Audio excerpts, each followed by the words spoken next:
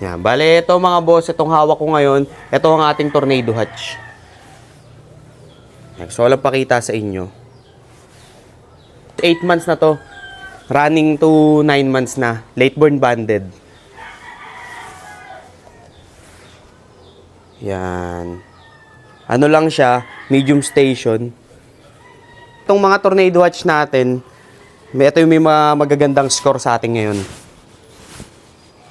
Last year, yan, 2025, yan ang magandang score sa atin. Mga tornado hatch. Mga kapatid na ito, magaganda yung mga nilaro. Kumbaga sa ano, sa average ng 100, parang kumbaga sa ano, parang 60%. Hindi naman siya totally dire-diretsong panalo, pero at least kahit pa naka 60% tayo. Yan.